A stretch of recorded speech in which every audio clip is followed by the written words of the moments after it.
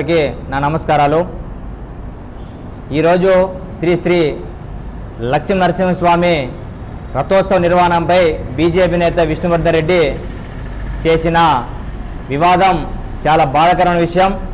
అదేవిధంగా బీజేపీ నేత విష్ణువర్ధన్ రెడ్డి దాని రాజకీయ మనుగడ కోసం మతాన్ని మరియు దేవుణ్ణి వాడుకోవడం చాలా హేయమైన చర్య. దీన్ని అన్ని బీసీ సంఘాలు కూడా ఈరోజు రాష్ట్రంలో తీవ్రంగా ఖండిస్తూ ఉన్నాం. బీజేపీ నేత విష్ణువర్ధన్ రెడ్డి గారు భగవంతుని రెచ్చగొట్టడం, మతాన్ని రెచ్చగొట్టడం, భగవంతుని వాడుకోవడం, తద్వారా నియోజకవర్గంలోన జిల్లాల్లోన ప్రజల్ని విడిగొట్టడం, కులాలుగా విడిగొట్టడం, వర్గాలుగా విడిగొట్టడం, మరీ హీనంగా వర్ణాలు కూడా విడిగొట్టడం చూసే పరిస్థితి ఈరోజు మనకు స్పష్టంగా కనిపిస్తుంది.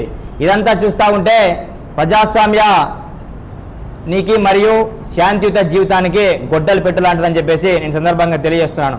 బీజేపీ నేత విష్ణువర్ధన్ రెడ్డి ఈ కార్యక్రమం మొత్తం చూస్తే సవాళ్ళపైన పేలాలు ఏరుకునే చందలాగా ఉందని స్పష్టంగా కనిపిస్తూ ఉంది. అదేవిధంగా బీజేపీ నేత విష్ణువర్ధన్ రెడ్డి రాజకీయ జీవితం మొత్తం మనం పరిశీలిస్తే కదిరి నియోజకవర్గానికి కానీ ఆ విభజన అనంతపురం జిల్లాకు కానీ ఆయన చేసిన అభివృద్ధి శూన్యం. ఆయన చేసింది ఒక్కటే, మతాన్ని రెచ్చగొట్టడం, దేవుణ్ణి వాడుకోవడం. ఒకసారి రాష్ట్ర ప్రజలందరూ, మరి ముఖ్యంగా అనంతపురం జిల్లా వాసులు, మరి ముఖ్యంగా కదిరి నియోజక ప్రజలందరూ ఈ విషయాన్ని గమనించాలని చెప్పేసి నేను సందర్భంగా తెలియజేస్తున్నాను. అదేవిధంగా శ్రీ శ్రీ శ్రీ లక్ష్మీ నరసింహస్వామికి పరమ భక్తులైనటువంటి మా బీసీల ఆశాజ్యోతి, మా బీసీల ముద్దుబిడ్డ, మా 4 కోట్ల బీసీలకి ప్రజాప్రతినిధిగా మేము భావించినటువంటి కందికుంట వెంకటప్రసాద్ అన్న గారి మీద, కందికుంట వెంకటప్రసాద్ అన్న గారు మంచి విద్యావేత్త, సామాజిక విప్లవం కలుగున్నవేత్త, స్వయం కృషితో ఎదిగిన మహానేత, మరి ముఖ్యంగా విలువలతో కూడిన రాజకీయము, విశ్వసనీయతతో కూడిన రాజకీయము, అన్ని వర్గాలను కలుపుకునే రాజకీయము, మరియు పేదల పక్షపాతి అటువంటి మా అన్నగారు అటువంటి ప్రసాద్ అన్న గారి పైన మీరు మాట్లాడుతూ ఉన్నారంటే సిగ్గుచేటు అనిపిస్తూ ఉంది. ఒకసారి విష్ణువర్ధన్ రెడ్డి గారు, మీ స్థాయి నువ్వు గమనించుకో. నీ స్థాయి ఎంత, ప్రసాద్ అన్న స్థాయి ఎంత, ఒకసారి అది నీకే వదిలేస్తా ఉన్నాం. నీ రాజకీయ మనుగడ కోసము మా ప్రసాద్ అన్న పైన మీరు బుర్ర జల్లితే ఆ రోజే నీ రాజకీయ జీవితాన్ని కుక్కటి వేలతో మా బీసీ సమాజం అంతా పీకేస్తామని చెప్పేసి సందర్భంగా తెలియజేస్తున్నాను. అదేవిధంగా నీకు, అదే మా అన్నగారికి భక్తి విషయంలో ఒకసారి భేదాలు మనం పరిశీలిస్తే, రథం ఎక్కాలనే తాపత్రయం నీది, రథం కింద ఉండి భక్తుల మనోభావాలు దెబ్బతినకుండా అన్ని సౌకర్యాలు కల్పించాలనే తాపత్రయం మా ప్రసాద్ అన్నది. కదిరి నియోజకవర్గాన్ని ప్రపంచ పటంలోన, భారతదేశ పటంలోన ప్రత్యేక పర్యాటక ప్రాంతంగా గుర్తించాలి, అభివృద్ధి చేయాలనే తాపత్రయము మా అన్న ప్రసాద్ అన్నది. నీది మాత్రం మతాన్ని వాడుకొని, దేవుని వాడుకొని, కులాలుగా విభజించి, వర్గాలుగా విభజించి ఫ్యాక్షన్ కదిరిని తీసుకొని రావాలనే తాపత్రయం నీది. అదేవిధంగా మన ముఖ్యంగా చెప్తా ఉంటే, నా తదనంతరం అంటే ప్రసాద్ అన్న గారు తదనంతరం నా కుటుంబాన్ని, నా ఇల్లుని కూడా శ్రీ లక్ష్మీ నరసింహస్వామికే రాసిస్తానని చెప్పి పబ్లిక్ మీటింగ్లో బహిరంగంగా చెప్పిన వ్యక్తి ప్రసాద్ అన్న. అంతకంటే పరమ భక్తుడు ఈ దేశంలో కానీ రాష్ట్రంలోని లక్ష్మీనరసింహస్వామికి ఉంటారా? ఒక్కసారి విష్ణువర్ధన్ రెడ్డి నువ్వు ఆలోచించుకో. అదేవిధంగా ఈరోజు శ్రీ శ్రీ లక్ష్మీనరసింహస్వామికి దాదాపుగా 15 మంది పైచిలకు ఉభయదారులుగా పనిచేస్తూ ఉంటారు. 15 మంది ఉభయదారులను సమానంగా గౌరవించాల్సిన బాధ్యత అక్కడ ఆలయ ప్రతినిధులు ఉంది, అదేవిధంగా అధికారులకు ఉంది. మరి నీకు ఏమి ఎక్కువ ఉందని చెప్పేసి నేను రథం పైకి ఎక్కించేసి నేను తిప్పుతారయ్యా? ఒక రెడ్డి అనే పదం, ఒక తోక ఉంటే మాత్రం చాలా, మిగతా వాళ్ళందరినీ కింద కూర్చోబెట్టాలా? ఒక్కసారి ఆలోచించు.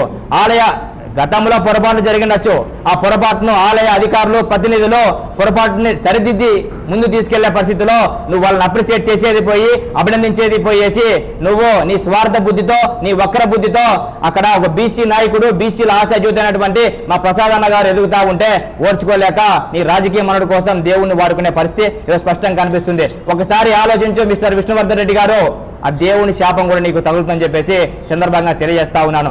అదేవిధంగా గతంలో మనం చూసాం, ప్రధాన టీవీ కార్యక్రమ చర్చల్లో ఆయన నోటి అహంకారంతోన, కుల అహంకారంతోన, నోటి చాపల్యంతోన ఏ విధంగా ఏట్లు తిన్నాడో మనకు అందరికీ తెలిసిన విషయమే. అదేవిధంగా ఈ రోజు నువ్వు బీసీ నాయకుల పైన, బీసీ ఎమ్మెల్యేల పైన ఈ విధమైన నోటి చాపల్యం మాటలు నువ్వు చేస్తే అవే ఏట్లు కూడా పడే పరిస్థితి ఈ రాష్ట్రంలోనే కనిపిస్తుందని చెప్పేసి, చేసే పరిస్థితి కూడా ఈ రాష్ట్రంలో ఉంటుందని చెప్పేసి నేను సందర్భంగా తెలియజేస్తా ఉన్నాను.